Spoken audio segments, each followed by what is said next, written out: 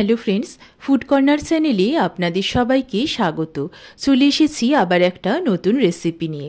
আজ আমি আপনাদের কাছে ঢ্যাঁড়সের একটা প্রিপারেশন শেয়ার করব। ভিডিওটা শুরু থেকে শেষ পর্যন্ত দেখার জন্য অনুরোধ রইল। আশা করি আপনাদের সবার খুব ভালো লাগবে। আজ আমি আপনাদের বানিয়ে দেখাবো মশলা ঢ্যাঁড়স, যা এই গরমকালে গরম ভাতের সাথে খেতে লাগে অসাধারণ। আমরা সাধারণত ঢ্যাঁড়স ভাজা, ঢ্যাঁড়স চচ্চড়ি তো অনেকেই খেয়েছি, কিন্তু বন্ধুরা আজকে আমি যেভাবে এই মশলা ঢ্যাঁড়স রেসিপিটা আপনাদের দেখাবো, আপনারা বানিয়ে দেখবেন। আশা করি আপনাদের খুব ভালো লাগবে। তাহলে আসুন দেখে নেওয়া যাক আজকের এই রেসিপিটা আমি কিভাবে বানালাম। মশলা ঢ্যাঁড়স বানানোর জন্য যে যে উপকরণগুলো আমি নিয়েছি সেগুলো হলো ঢ্যাঁড়স। এখানে 300 গ্রাম ঢ্যাঁড়স নিয়েছি এবং খুব ভালো করে ধুয়ে পরিষ্কার করে নিয়েছি। ঢ্যাঁড়সগুলো ঠিক এইভাবে আমি কেটে নিয়েছি। দেখুন, মুখের কাছটা এবং পিছন দিকটা এইভাবে কেটে নিতে হবে। এবারে কিছু বেসিক উপকরণ দিয়ে ঢ্যাঁড়সগুলো ম্যারিনেট করে নেব। দিয়ে দেব সামান্য লবণ, 1 টেবিল স্পুন হলুদ গুঁড়ো এবং 2 টেবিল স্পুন বেসন। এই সময় কোনো জল কিন্তু অ্যাড করবেন না। এবারে সব কিছু খুব ভালোভাবে ঢ্যাঁড়সকে মাখিয়ে নিতে হবে।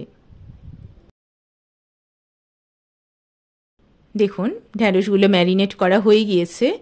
এবারে 10 মিনিট এইভাবে রেস্টে রেখে দেব।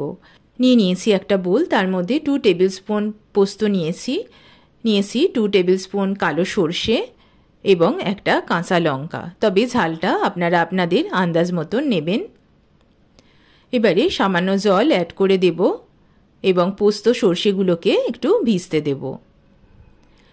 1 টেবিল স্পুন কাজু বাদাম, স্প্লিটেড কাজু বাদামও অ্যাড করে দেব।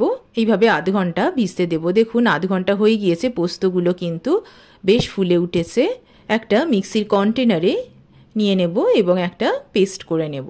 একটা কড়াই নিয়েছি, কড়াই গরম হলে তার মধ্যে 2 টেবিল স্পুন সর্ষের তেল দেব। তেল গরম হলে তার মধ্যে ম্যারিনেট করে রাখা ঢ্যাঁড়সটা দিয়ে দেব। গ্যাসের ফ্লেমটা একেবারে মিডিয়াম রেখে ঢ্যাঁড়সগুলো কিন্তু ভেজে নিতে হবে। ঢ্যাঁড়সগুলো ভাজার সময় একটা কথা মাথায় রাখতে হবে যে ঢ্যাঁড়সগুলো কিন্তু খুব বেশি ভাজবেন না, যাতে ঢ্যাঁড়সের কালারটা গ্রিন থাকে, সেদিকে কিন্তু মাথায় রাখতে হবে। দেখুন, বেসনের কালারটা একটু লাল লাল হলেই ঢ্যাঁড়সগুলো তুলে নেবেন। সমস্ত ঢ্যাঁড়সগুলো একই রকমভাবে ভেজে নিয়েছি। ওই একই কড়াইতে দিয়ে দেবো আরও 2 টেবিল স্পুন সর্ষের তেল এবং তেল গরম হলে তার মধ্যে সামান্য কালো জিরে দিয়ে দেবো। দিয়ে দেব রঙের জন্য 1/2 টেবিল স্পুন হলুদ গুঁড়ো এবং 1/2 টেবিল স্পুন কাশ্মীরি লঙ্কা গুঁড়ো। সব কিছু একটু মিক্স করে নেব।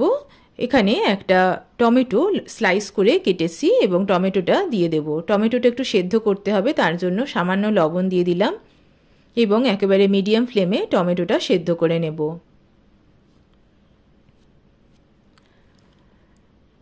টমেটো সেদ্ধ হয়ে গিয়েছে। এর মধ্যে পোস্ত এবং সর্ষের যে পেস্টটা বানিয়েছিলাম সেটা দিয়ে দেব এবং সব কিছু খুব ভালো করে মিক্স করে নেব। দিয়ে দেব 1 টেবিল স্পুন চিনি। যেহেতু এখানে সর্ষে দিয়েছি, তার জন্য সর্ষের তেতো ভাবটা দূর করার জন্য সামান্য চিনি এখানে অ্যাড করলাম।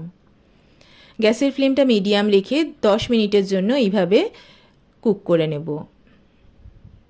10 মিনিট হয়ে গিয়েছে। দেখুন বন্ধুরা, মশলার কালারটা কিন্তু প্রায় চেঞ্জ হয়ে এসছে। এবারে এর মধ্যে ভেজে রাখা ঢ্যাঁড়সগুলো দিয়ে দেব এবং ঢ্যাঁড়সের সাথে মশলাটা খুব ভালো করে কষে নেব।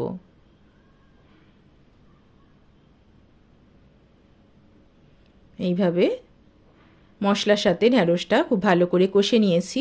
এবারে এর মধ্যে গ্রেভির জন্য পরিমাপ মতন জল দিয়ে দেব। তবে এই প্রিপারেশানে কিন্তু খুব বেশি জল অ্যাড করবেন না, জলটা কিন্তু একটু আন্দাজ মতন আপনারা দেবেন।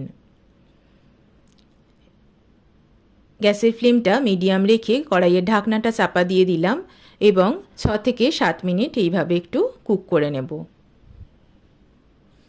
6-7 মিনিট হয়ে গিয়েছে, কড়াইয়ের ঢাকনাটা খুলে নিলাম। দেখুন, গ্রেভি থেকে অলরেডি তেল ছেড়ে দিয়েছে এবং গ্রেভিটা খুব ভালো মতন ঢ্যাঁড়সের মধ্যে ঢুকে গিয়েছে। অল্প ধনেপাতা কুচি করে দিয়ে দেব, মিক্স করে নেব। গ্যাসের ফ্লেমটা বন্ধ করে দিলাম, কড়াইয়ের ঢাকনাটা চাপা দিয়ে 2 মিনিট দমে রেখে দিলাম। 2 মিনিট হয়ে গিয়েছে। একটা সার্ভিং বোলের মধ্যে সার্ভ করে নেব। রেডি হয়ে গেল আজকের আমার রেসিপি মশলা ঢ্যাঁড়স। খুবই সুস্বাদু হয় বন্ধুরা। এই রেসিপিটা গরম ভাতের সাথে কিন্তু খেতে লাগে অসাধারণ। আপনারা বাড়িতে অতি অবশ্যই ট্রাই করবেন, আশা করি আপনাদের ভালো লাগবে। আজকের আমার ভিডিওটা ভালো লাগলে ফুড কর্নার চ্যানেলকে লাইক, কমেন্ট এবং সাবস্ক্রাইব করতে ভুলবেন না। আর নতুন ভিউয়ারদের উদ্দেশ্যে বলছি, প্লিজ আমার চ্যানেলটিকে সাবস্ক্রাইব করে নিন, তাতে যে কোনো ভিডিও এলে সবার আগে নোটিফিকেশন কিন্তু আপনারা পেয়ে যাবেন। আজ তাহলে আসি, চলে আসবো আবার একটা নতুন রেসিপি নিয়ে। ভালো থাকবেন, সুস্থ থাকবেন, ধন্যবাদ।